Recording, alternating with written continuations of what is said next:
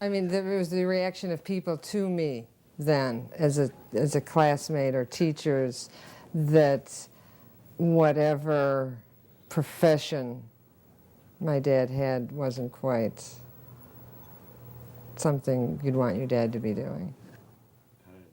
Hearing things like, don't say this, it could get my place blown up, or don't say this, because you could get somebody killed or something. It's kind of scary, you know, being around all this.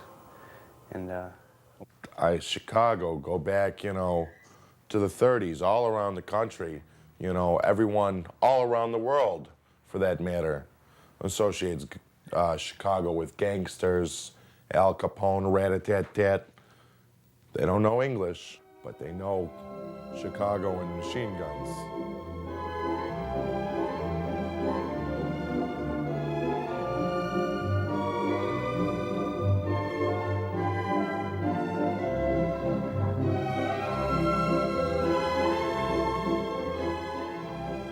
I know what you're thinking. You're thinking this is going to be one of those puff pieces, you know, the real casino. You know, like we're going to go out to Las Vegas and we're going to go to the hotel where Robert De Niro and Sharon Stone stayed, or that's where Martin Scorsese had breakfast. You see, it's nothing like that. Well, we're heading down to Chicago, to the Windy City.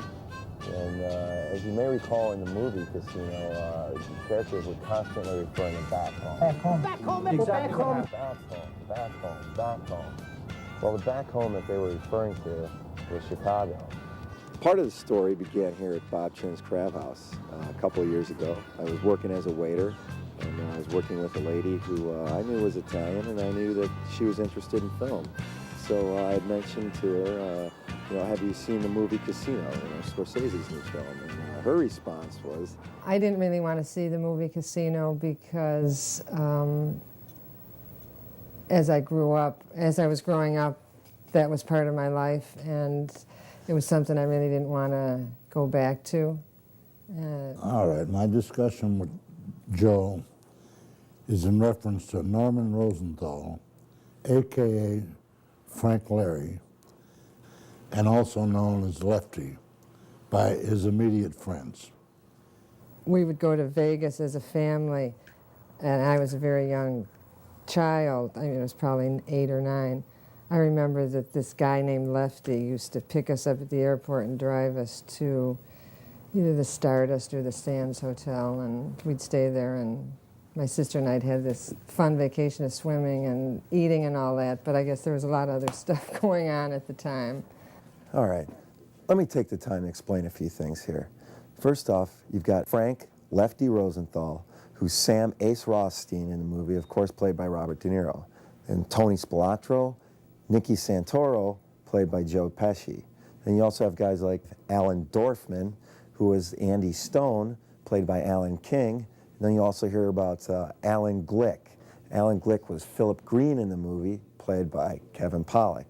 Then later, you'll hear about Frank Balistreri, who was one of the other guys that makes up the composite character Remo Gaggi. All right, so pay attention. Let's continue. Lefty was the man was he was a good man with figures. He had total knowledge, and he was actually an egomaniac when it came to gaming, because that was his desire. I guess he was okay, but I couldn't tolerate, like I said, his arrogance and know-it-all attitude, that he knew better than anybody else. Well, the other part of the story began here at Gardino's.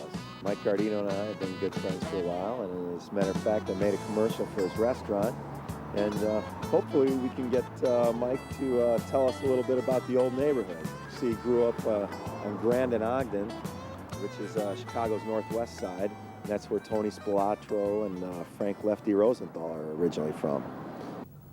I grew up on Grand and Ogden, Chicago Western, that area, and you know, my uncles were connected, my cousins were connected, but I decided not to. In the old neighborhood, my father grew up with the Spilatros, the Ratakas, and all that area. They all grew up together, hung out together.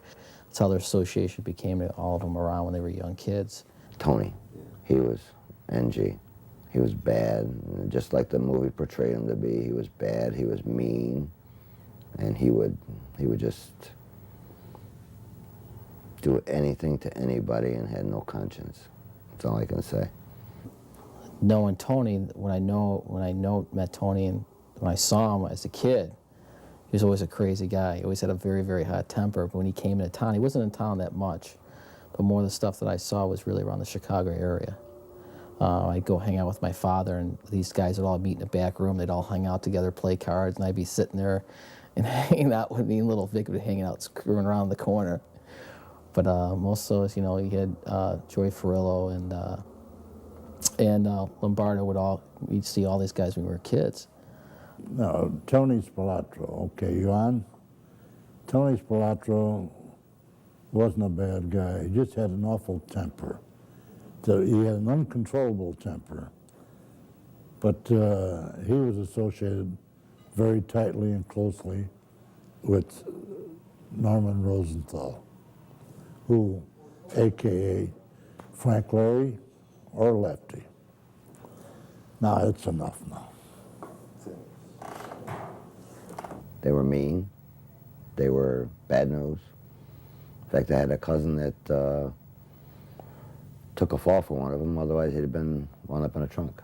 They said that Tony did a lot of the killing himself. I'd probably say, from what I know, maybe 3 or 4 of them he did. He was never volatile like that in a public place, or even if there was a couple people around him. He was not like that.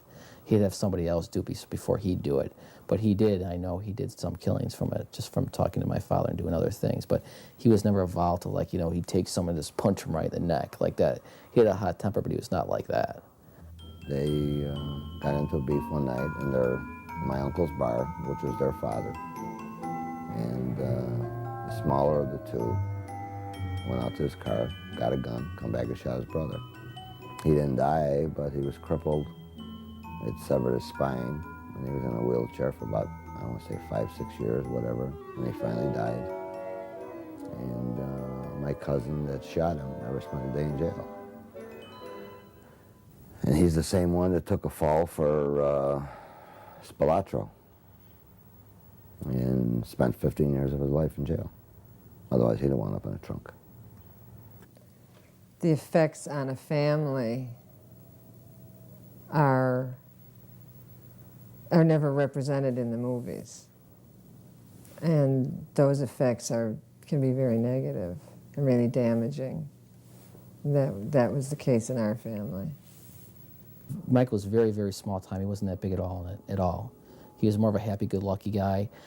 And the story that betrayed him is like bringing him out there, being like, you know, I'm bringing my brother in as being the, you know, bringing him in as being next in line with me was a whole bunch of bullshit, because he was basically, what happened is they went to the Howard Johnsons in Schiller Park, and they picked up another car, which they met him out there. And the whole idea was just for Tony to go talk with some other guys, and that was it. Michael was just there at the wrong place at the wrong time. You know, I mean, they were just pawns. And when they brought him, I think it was middle of June 14th, June 15th, about that time when Michael went out with them. And his wife had no idea where they went, because Michael always checked in with everybody. He always checked in with everybody. Tony would sometimes do, but it's more as a responsible. Tony was a very responsible person too, but Mike always checked in with everybody, always. It went about, I'd say 4 or 5 days, nobody heard from him. And so finally his wife said that, you know, he was missing. He was just bad news, and what he got, he deserved, as far as I'm concerned. So what happened, the film investigators got involved because they didn't know what was going on. They couldn't find him, no one could find him. So what usually happens is that if they want to make it public that there's going to be a change, where they were bringing in, at that time they're bringing in Joey Farillo in to take over Chicago, basically, and some of the Las Vegas dealings. And usually when there's a big change made like that, that means someone's going to get a hit, okay? And when Tony and Mike were missing for those many days, they knew something was going on. They knew if this was going to be a hit, more than likely in those times, in the 70s, early 80s, if they're going to make a hit on somebody, it's going to be very, very public.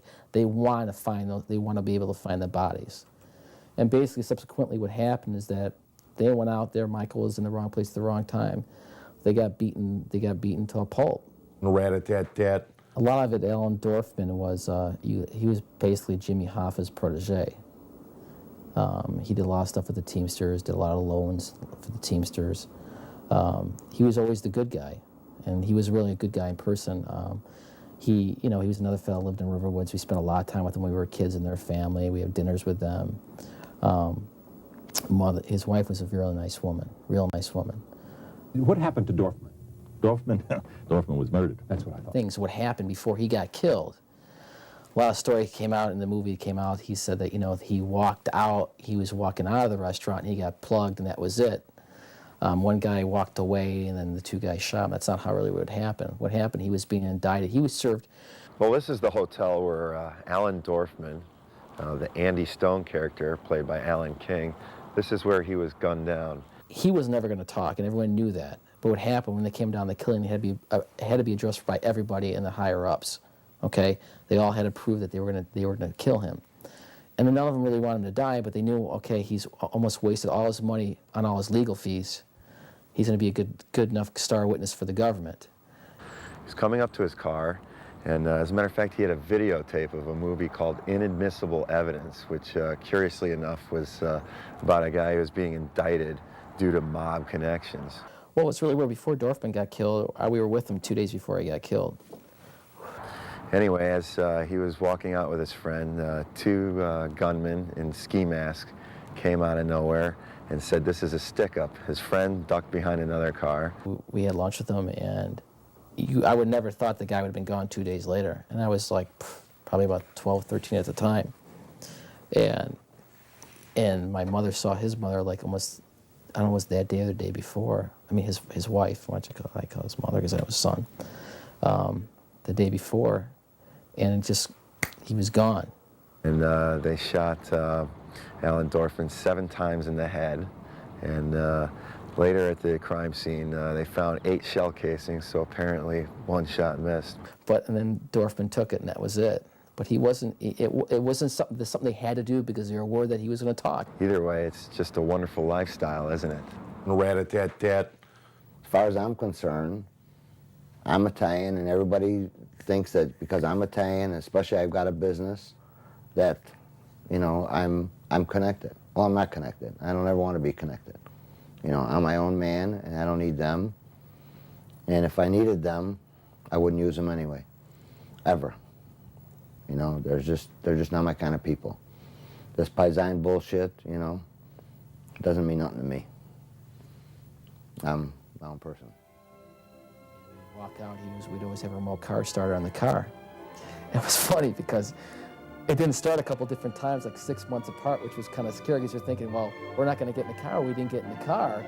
And we'd sit out there for like an hour and a half waiting for someone to check out the car and make sure the car was all right. I sold him a car, a brand new Oldsmobile, and